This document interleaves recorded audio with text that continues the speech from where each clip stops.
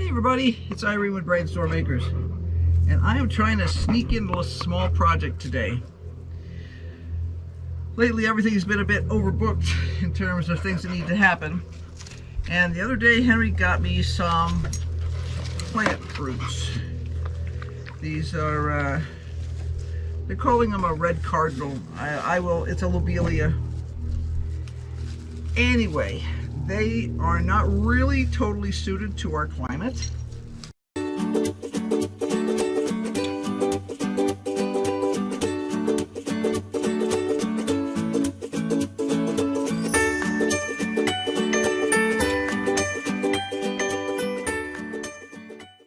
But since I have them, my goal is to try and make them survive. And to do that, I'm going to plant them in the dampest spots I have. And this is one of the dampest spots I have. It's in the shade 90% of the time. I have the space here. So what I'm going to do is I'm going to dig out a section here next to the chrysanthemums and plant these. But I know from experience, if I want these to survive, what I'm going to have to do is create a way to protect them from rodents. This is not a protected bed.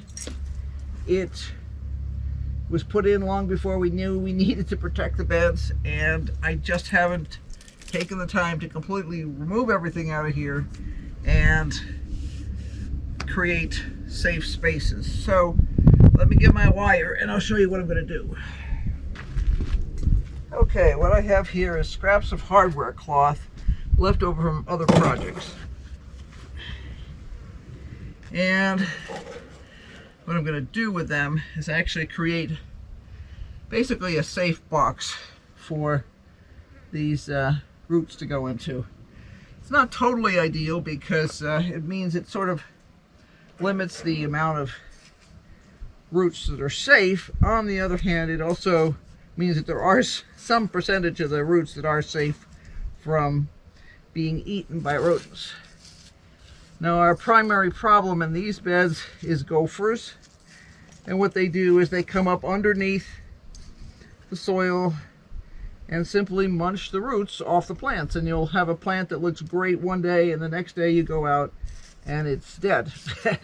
And when you touch it, there's no roots. It's just like that Bugs Bunny cartoon where there's bugs watching a carrot and the carrot suddenly disappears underground. Well, that's exactly what happens here, is the entire plant goes away, roots first. So I have to be careful when I dig in this area here because there are pipes. There's an irrigation pipe that goes here. Actually, no, that's electric, and then there's also a gas line that's in here and things like that. Not a problem when you're just simply dealing with a trowel. But what I'm going to do is I'm going to take a piece of hardware cloth and create a cage, basically. You can buy these. I have never personally bought them. When I was looking at them, they were always that little bit too expensive. I suppose if I had, you know, Gladio light bulbs that were like $1 zillion a piece or something like that, I would figure a way to spend the money. But nope, I'm gonna make it work. Is this a perfect solution? No, it is not. Sometimes you'll still lose things, but generally speaking you won't, and that's the whole point. So all I'm gonna do is I've got this one piece of hardware cloth was cut so that there's no, I mean, there's rough spots on it, but there's no spiky sticking out. This other piece was cut with the pieces sticking out, so that gives me effectively a way to create a hinge by simply using the pieces that stick out as a way of attaching the hardware cloth to one another. So I'm going to bend them up with a needle nose plier. It's a little tedious, but remember, I do tedious things for a living. So it's not that big a deal. If I could keep these alive, that would be way cool because they're a beautiful plant. They have spiky flowers that are red that stick anywhere between 2 and 4 feet in the air, and that would make a great backdrop here. I normally have, the area I'm standing in right now is normally just loaded up with annuals, usually short things like marigolds. Did some dwarf zinnias one year. They didn't do all that well over here because the rodents got to them too much. The advantage to the marigolds is the rodents don't really care for them particularly, so that's a big bonus. Anything that the rodents don't really want to eat. Yeah, and I happen to like marigolds. I love the smell of them. They make a great cut flower actually. This year I'm way behind on starting my summer flowers, but I do have some different colors of marigolds. Unfortunately, they don't come in a huge variety of colors. Basically, it's usually like yellow, sort of a rusty red, combinations of that, oranges. But I did find, I believe, some that are white. It's been a while since I ordered those seeds, but I'm pretty sure I have some white ones. And I was like, okay, we'll give it a shot, see what we think of them in terms of their appearance.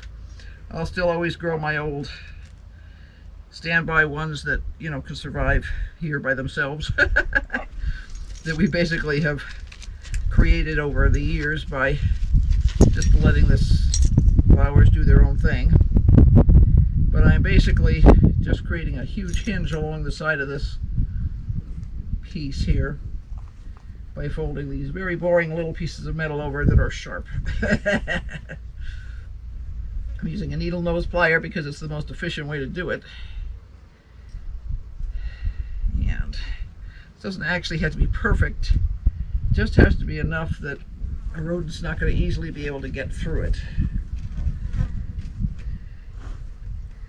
There we go. Some of these didn't even stay well enough to do that. Okay, that's not cool. Okay, I didn't wrap up far enough. I was being a little too lazy. I was just scrambling around earlier looking for pieces of wire to see what I had. I'm trying not to open a new roll. I'm probably going to have to in order to get everything planted that I want to plant, but if I can at least get some of the stuff planted this morning, I would be happy. I am going to be casting this afternoon, so I'm going to be busy until I'm done being busy, which means it depends on how things go. We're using some new supplies this time that we have never used before.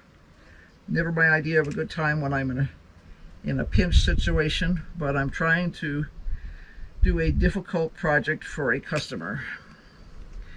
I have learned a lot from this project that I'm doing. Recently, I've gotten better about saying no when it comes to projects.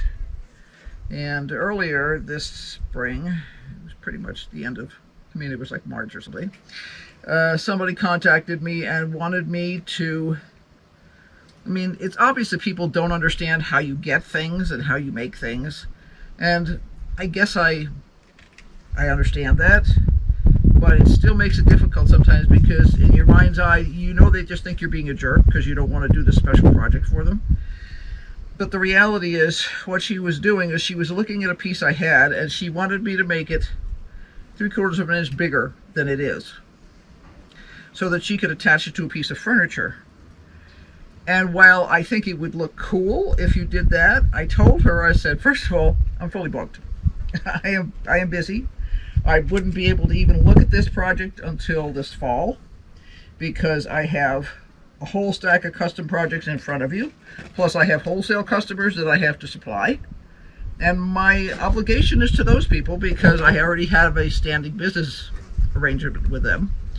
So I told her, I said, well, I could do this, and you're not going to get it for less than $100, because I'm going to have to completely recarve the wax master and just start from scratch basically with this thing from a picture, you know, and make it to the size that you want it made. And of course I never heard back from her. I thought that was a little rude because I did offer to give her some other suggestions as to things she could do, and there might have been a way that we could have sort of faked it a little bit and made it work, but you know, I don't know. Sometimes when people don't even have the courtesy to respond, you're thinking, okay, well, either you weren't serious or you thought this was going to be the same price as my regular one, or maybe $10 more or something. I don't know. I'm doing better about learning to say no. I still haven't gotten super good at it. I'm becoming a little bit more realistic. One of the projects that I'm currently doing right now it's turned into something of a nightmare because I'm using some new technology, and that can always be a bit iffy. It meant that we had to learn the technology, which is always a little iffy when you're on a time crunch. So, if I had to do over again, I would say no. I would tell him that the piece he was asking for was too big.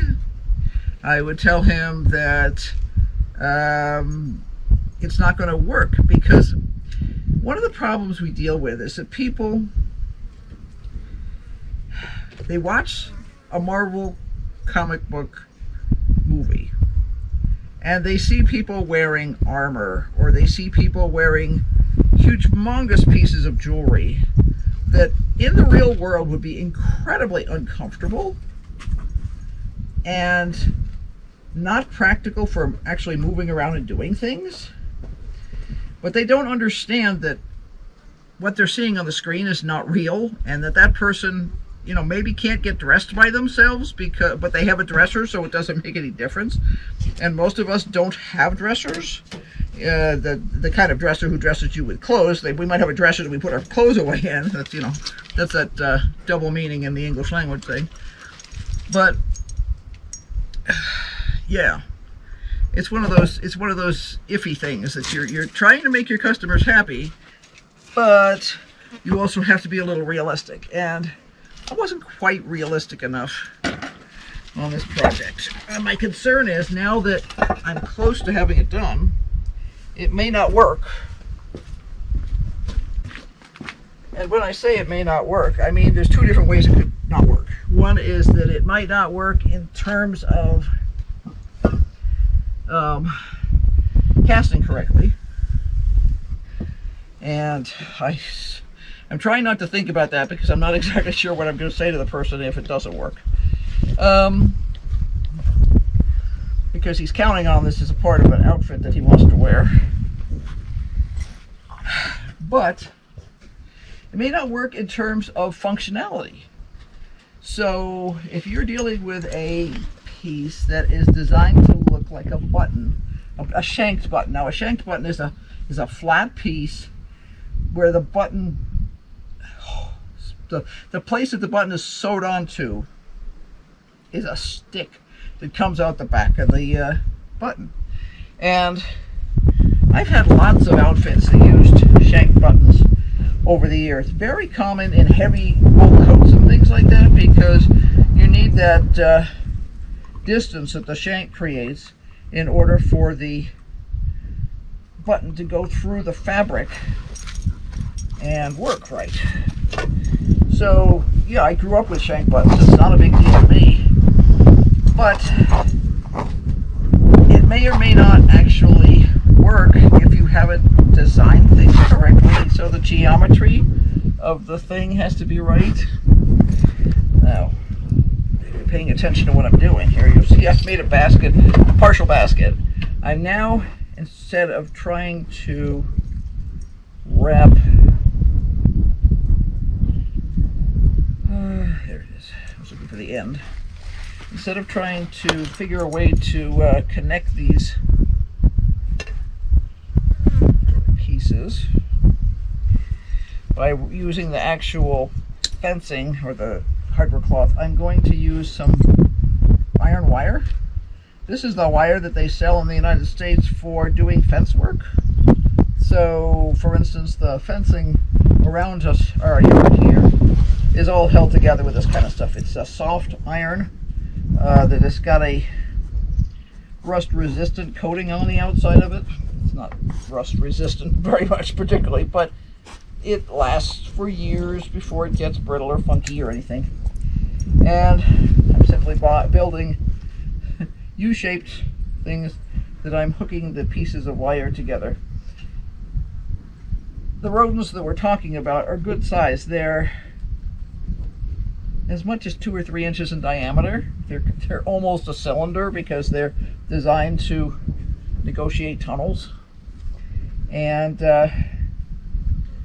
yeah, so if I can just kind of keep them sort of generally out, that's probably going to be good enough. At least I'm willing to bet on that. And I'm trying to use scraps, as I said, at least for this first basket here, because I'm trying to get this done relatively quickly in between other projects. Henry has run to town to drop off a couple of packages for me, check the mail, talk to the guy in town who's working on our air conditioning on the truck, and generally find out if anything important is happening. Should not have any packages in today. Should have some later this week. Yeah, so that's what he's doing, and I have a limited amount of time. We're going to have to, in about 2 hours or so, I'm going to have to start up the furnaces. I have to weigh the metal still, but I have a little bit of time, and it was either this to put away the dishes. I can do that after dark easily if I need to. So I decided I would do this now. It's warmer today than it has been, which is really kind of annoying. The dog is laying in the shade over there. We are so spoiled this spring because it's been such a chilly spring that it's only up about 80, but it feels hot. And fortunately there is a nice little breeze, and the spot that I'm sitting, because there were other projects I could have done, the spot that I'm sitting in is in the shade, which makes it very nice. So being in the shade with a little breeze is more than pretty tolerable. When you go out, because I was pulling a few weeds earlier, and I was like, ooh, this is a little toastier than I'm willing to do right now. And then I realized I probably had enough time to get at least one basket made. And you do have to expect that your fingers will get shredded doing this.